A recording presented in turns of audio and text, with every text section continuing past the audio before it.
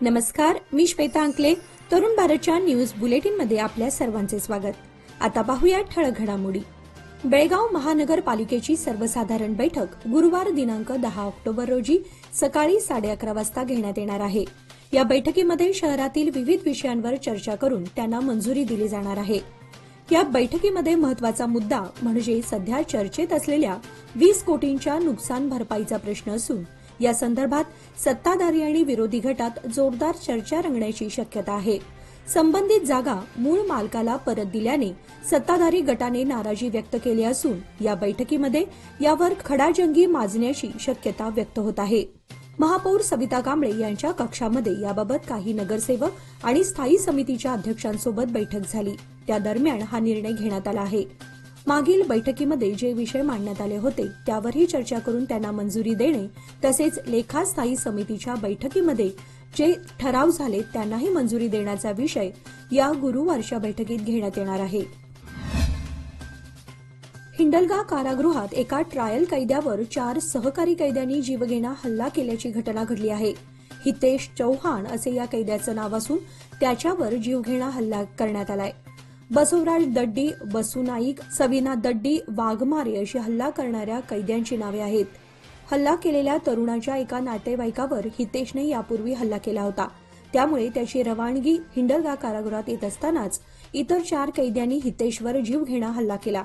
या हल्ल्यामध्ये हितेशच्या चेहऱ्याला आणि डोक्याला गंभीर दुखापत झाली असून त्याला हुबळी येथील किम्स रुग्णालयात दाखल करण्यात आलंय. नवरात्री उत्सवात निघणाऱ्या दुर्गामाता दौडमध्ये सर्वात मोठी दौड ही शहापूरची मानली जाते. ही दौड संपूर्ण शहापूर परिसरातील गल्ल्यांमधून फिरण्यास या दौडीला तब्बल 15 किलोमीटर दौड चालत असते. सालाबादप्रमाणे यंदाही या दौडीमध्ये सहभागी होणाऱ्या शिवप्रेमींची अभूतपूर्व उपस्थिती ही लक्षणीय ठरली. आजच्या दौडीची सुरुवात शहापूर येथील श्री अंबाबाई मंदिरापासून झाली. यावेळी मय समितीचे नगरसेवक रवी साळुंखे तसेच शहापूर श्री अंबाबाई मंदिराचे पुजारी आनंद रामलिंग यांच्या हस्ते ध्वज चढवून आरती करण्यात आली. यानंतर प्रेरणामंत्र म्हणून दौडीस प्रारंभ करण्यात आला. दौडच्या अग्रभागी परमपवित्र भगवा ध्वज, शस्त्रधारी पथक, भगवे फेटेधारी ध्वजरक्षकांचे पथक, त्यामागून दौडीमध्ये सहभागी होणाऱ्या महिला व तरुणी यांचा ताफा होता. त्यापाठोपाठ बाळ गोपाळ आणि शेवटी तरुण मावळे या दौडीमध्ये पळत होते. या शिस्तबद्धरित्या आयोजित केलेल्या या दौडीचे स्वरूप हे नेमही श्री शिवप्रतिष्ठान हिंदुस्थानच्या शिस्तीचे दर्शन घडवित असते. दौडीच्या मार्गावर महिलांनी काढलेल्या सुरेख आणि रंगीबेरंगी रांगोळ्या, दौडीत पळणाऱ्या शिवभक्तांवर होणारी पुष्पवृष्टी, ठिकठिकाणी होणारे स्वागत यामुळे आज शहापूर परिसरात चैतन्य निर्माण होऊन वातावरण उत्साही बनले होते. बेळगाव लायन्स क्लब आणि Mayur Belgaum Residency Hotels and Club management यांच्या संयुक्त विद्यमाने आयोजित भव्य दांडिया फेस्टिव्हलचे शानदार उद्घाटन काल शनिवार दिनांक 5 ऑक्टोबर रोजी करण्यात आले. या रंगीला रास दांडियाला पहिल्याच दिवशी प्रचंड प्रतिसाद लाभला. बेळगाव लायन्स क्लबचे second vice district general Rajshekhar Hiremath, Lions अध्यक्ष Daya Shahapurkar, zonal chairperson Bharati Badmanji, regional chairperson Satish Patil, Mayur Belgaum Residency Hotels and क्लबच्या पूजा किरण साधुन्नावर यांच्या हस्ते दीप प्रज्वलन करून याचे उद्घाटन करण्यात आले. सलग 4 दिवस या रंगीला रास दांडिया कार्यक्रमाचे आयोजन करण्यात आले असून या कार्यक्रमात विजेत्या स्पर्धकांना विविध बक्षिसांचे आयोजन करण्यात आले आहे. मंगळवार दिनांक 8 ऑक्टोबर पर्यंत चालणाऱ्या या कार्यक्रमाला बेळगावच्या जनतेने मोठ्या प्रमाणात प्रतिसाद द्यावा असे आवाहन करण्यात आले. या कार्यक्रमाचे आयोजन Belgaum Lions club, Tilakwadi lions club, Shahapur lions club, midtown lions club आणि खानापूर लायन्स क्लब यांच्या संयुक्त विद्यमाने करण्यात आले आहे. याप्रसंगी लायन रवी सागर उपिन, संदीप लामजी, नीरज शहा, विश्वजित देशपांडे यांच्यासह इतर लायन सदस्य उपस्थित होते. पहिल्या दिवशी व आज रविवारी या गरबा दांडियामध्ये तरुण तरुणींनी मोठ्या संख्येने आपला सहभाग दर्शवला.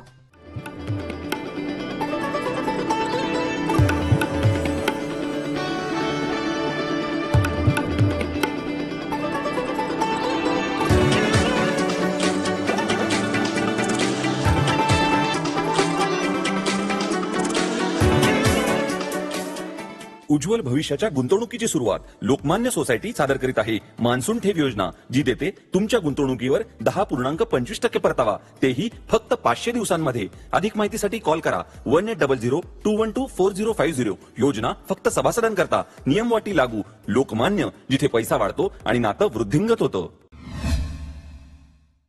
ऑटोनगर बेळगाव येथील एका कारखान्याला शनिवारी रात्री अचानक आग लागली. समजलेली माहिती अशी की कणबर्गे औद्योगिक परिसरातील प्रदीप इंडस्ट्रीयल पॅकर्स या कारखान्याला काल शनिवार दिनांक 5 ऑक्टोबर रोजी रात्री 11:15च्या सुमारास आग लागली. आग भडकताच अग्निशमन दलाला पाचारण करण्यात आले. लागलीच अग्निशमन दलाचा पाण्याचा बंब घटनास्थळी दाखल झाल्याने आग आटोक्यात आणली. मात्र आगीचे नेमके कारण तसेच झालेल्या नुकसानीबाबत अद्याप स्पष्ट माहिती समजू शकली नाही. सध्या सर्वत्र नवरात्रोत्सवाला सुरुवात झाल्याने बेळगाव परिसरात ठिकठिकाणी दांडिया, जागरणाचे वातावरण तयार झाले आहे. त्यामुळे लोकांची वर्दळ वाढली असून याचा फायदा भुरट्या चोरांना अधिक झालाय. रात्री अपरात्री त्यांचाही वावर वाढला असून काल शनिवार दिनांक 5 ऑक्टोबरच्या मध्यरात्री शहरातील काळी अमराई परिसरात मेघदूत अपार्टमेंटच्या पार्किंग लॉटमध्ये पार्क केलेली दुचाकी चोरीस गेली आहे. एक तरुण सुरुवातीला अपार्टमेंटच्या पार्किंगमधील गाड्यांची टेहळणी करतो. त्यानंतर तेथील लाईट बंद करून पार्क करण्यात आलेली स्प्लेंडर गाडी नंबर KA225509 ही मोटरबाईक हँडल लॉक तोडून पोबारा केल्याचं दृश्य सीसीटीव्ही कॅमेरामध्ये कैद झालंय. सदर गाडी मालकाचं नाव अविनाश बांदेकर असल्याचे समजते. या चोरीच्या घटनेची नोंद कॅम्प पोलीस स्थानकात करण्यात आली असून पोलीस अधिक तपास करत आहेत. बेळगावचे खासदार जगदीश शेट्टर यांनी रामदुर्ग तालुक्यातील ऐतिहासिक शबरी कोळ येथील शबरी देवी देवस्थानात जाऊन दर्शन घेतले. भाविकांच्या हितासाठी आवश्यक असलेल्या विकास कामांची व लागणाऱ्या मूलभूत सुविधांची माहिती स्थानिकांकडून घेतली. या मंदिरात दर्शनासाठी येणाऱ्या हजारो भाविकांच्या हितासाठी हे पर्यटन स्थळ बनवण्याकरिता केंद्रीय पर्यटन मंत्र्यांशी याबाबत निश्चितपणे चर्चा करण्यात येणार असल्याची माहिती एका प्रसिद्धी पत्रकाद्वारे दिली आहे. रामायण काळामध्ये प्रभू श्री रामचंद्रांना शबरीने दिलेल्या बोरांचा प्रसंग हा या ऐतिहासिक स्थळाशी निगडीत आहे. तेच हे पवित्र स्थान असून या ठिकाणी बारमाही पाणी वाहत असते. यामुळे हे ठिकाण विकसित करण्यासाठी पर्यटन विभागाशी चर्चा करण्याचे आश्वासन खासदारांनी यावेळी दिले. कुक्कुटपालक व शेतकऱ्यांच्या व्यवसायात वृद्धी होण्याकरिता फायदेशीर ठरणारे तेजस्वी इव्हेंट तसेच इंडिया पोल्ट्री एक्स्पो 2024 बेळगावातील सन्मान हॉटेल मागील गांधी भवन येथे उद्या सोमवार दिनांक 7 रोजी सकाळी 11:30 वाजता उद्घाटन करण्यात येणार आहे. हे प्रदर्शन शेतकऱ्यांसह उदयोन्मुख कुक्कुटपालकांसाठी उपयुक्त ठरणार असून या प्रदर्शनात पक्ष्यांच्या आरोग्याची काळजी कशी घ्यावी, विविध प्रकारच्या सुविधा व त्याचा फायदा कसा घ्यावा इत्यादी गोष्टींविषयी सखोल माहिती दिली जाणार आहे. उद्घाटनाप्रसंगी प्रमुख पाहुणे म्हणून क्वालिटी अॅनिमल फीडचे director Sanjeev Shamrao Deshpande, poultry farmers and breeders association MS संस्थापक अध्यक्ष वसंत कुमार, अॅनिमल हेल्थ व वेटर्निटी सर्व्हिसेस बेळगावचे deputy director doctor Rajeev Kuler, Quality Animal फीडचे अध्यक्ष डॉक्टर मधुकर पवार, खानापूर तालुका पोल्ट्री फार्मर्सचे असोसिएशनचे अध्यक्ष गंगाधर जी आदी मान्यवर उपस्थित राहणार असून सर्व पोल्ट्री व्यावसायिकांनी, अॅग्रिकल्चरल विद्यार्थ्यांनी तसेच संबंधितांनी या एक्स्पोला भेट देऊन लाभ घेण्याचे आवाहन एक्स्पोचे आयोजक व तेजस्वी इव्हेंटचे आयोजक BV शिवशंकर यांनी केलं आहे.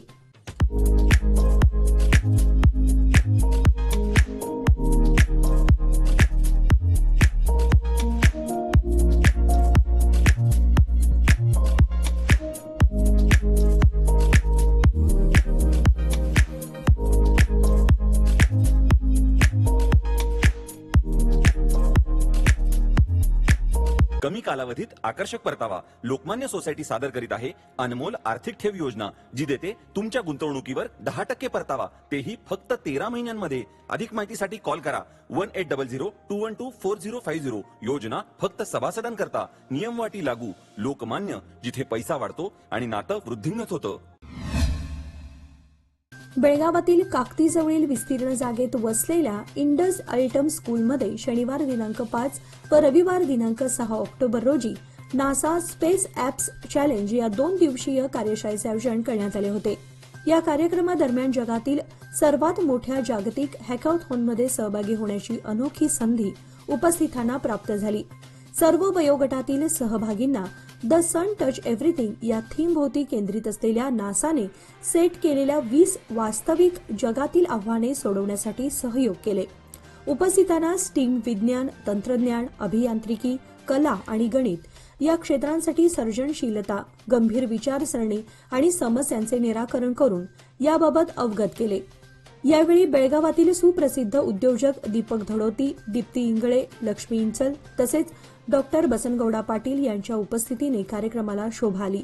शाळेचे ज्युरी सदस्य डॉक्टर चेतन कोटगे, चेतना सारंग, विरेश पाटील, डॉक्टर सारंग शेटे व चिदानंद पाटील यांनी या कार्यक्रमासाठी परिश्रम घेतले. नवरात्रोत्सवाला सुरुवात झाल्यानंतर शहरातील मेनसे गल्ली येथील सार्वजनिक नवरात्र उत्सव मंडळामध्ये रास, दांडिया, गरबाला उधाण आले होते. प्रसंगी तरुण तरुणी पारंपरिक गुजराती पेहराव्यात रास गरब्याचा आनंद घेताना दिसून आले.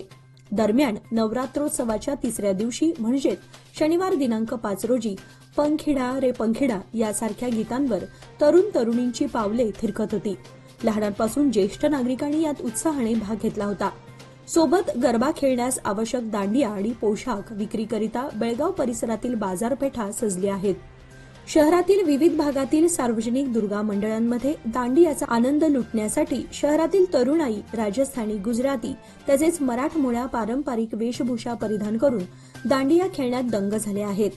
हा आनंद आणि उत्साह बेळगावात पुढील 4 ते 5 दिवस चालणार असून सर्वत्र चैतन्याचे वातावरण निर्माण झाले आहे.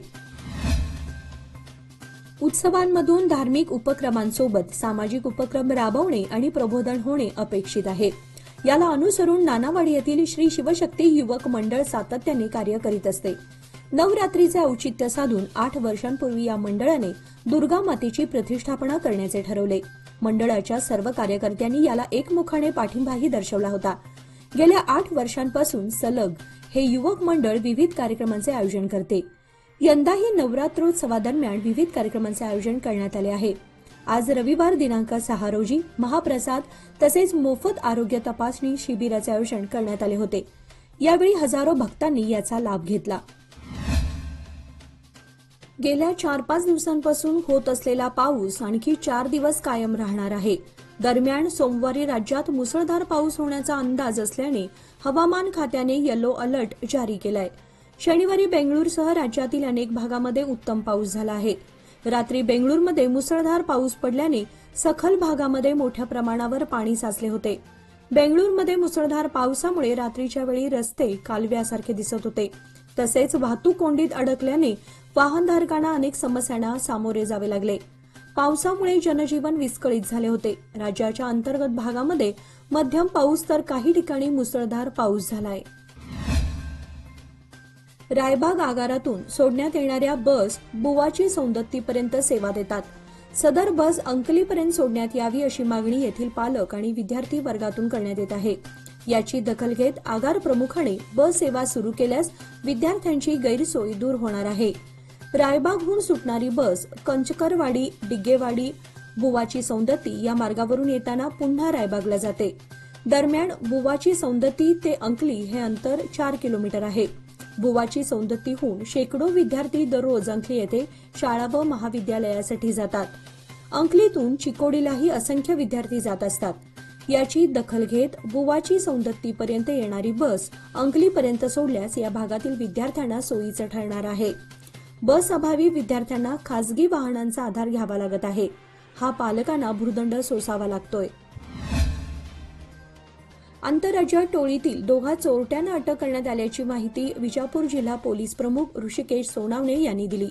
विकी चव्हाण आणि संजू पवार हे महाराष्ट्रातील सांगलीचे रहिवासी असून त्यांना अटक करण्यात आलं आहे. विजापूर जिल्ह्यातील सीमेवर असलेल्या संख गावामध्ये विकी चव्हाण हा संशयास्पदरित्या फिरत होता. पोलिसांनी त्याला ताब्यात घेऊन चौकशी केली असता तो व त्याचा सहकारी चोरीच्या प्रकरणामध्ये सहभाग असल्याची त्यांनी कबुली दिली. पोलिसांनी त्यांच्याकडून 184.57 ग्रॅम सोने, 80 ग्रॅम चांदी, गुन्ह्यात वापरलेली कार आणि अन्य साहित्य असा अंदाजे 9,55,000 रुपयांचा मुद्देमाल जप्त केलाय. तसेच या टोळीतील आणखी 5 जण फरारी आहेत. त्यांच्यावर एकूण 8 गुन्हे दाखल झालेत. फरार आरोपींना लवकरात लवकर अटक करण्यात येईल असे जिल्हा पोलीस प्रमुख ऋषिकेश सोनावणे यांनी सांगितले. शांत, संयमी पण सामाजिक प्रश्नात तितकेच आक्रमक आणि जागरूक शहर म्हणून निपाणी शहराची ओळख आहे. मात्र आता ही ओळखच पुसून जाते की काय अशी भीती निर्माण झाली आहे. गेल्या 5-6 वर्षांमध्ये 16 ते 24 वर्षे वयोगटातील तरुणांचा गुन्हेगारी प्रकरणांमध्ये सहभाग वाढत चाललाय. या तरुणांची खुनापर्यंत मजल गेली आहे. विशेषतः अल्पवयीन मुलांचाही अशा गंभीर गुन्ह्यांमध्ये सहभाग दिसून आलाय. करिअरला बहर येण्याच्या काळात गुन्हेगारीचा कहर करणाऱ्या अशा तरुणाईमुळे शहराची मान खाली जाताना दिसत आहे. गेल्या 2 वर्षात 3 ते 4 खून प्रकरणे झाली असून यामध्ये अल्पवयीन मुलांसह 24 वर्षांच्या आतील तरुणांचा सहभाग आहे. हे वेळीच रोखण्यासाठी सामाजिक पातळीवर तातडीची आणि तितकीच कठोर पावले उचलण्याची गरज निर्माण झाली आहे. याचबरोबर आजचे बातमीपत्र इथेच संपले. अधिक माहिती आणि ताज्या घडामोडींसाठी पाहत रहा तरुण भारत न्यूज चॅनल. तसेच आमच्या चॅनलला लाईक, शेअर आणि सबस्क्राईब करायला विसरू नका. आणि विश्वासार्ह बातम्यांसाठी दररोज वाचा दैनिक तरुण भारत. धन्यवाद.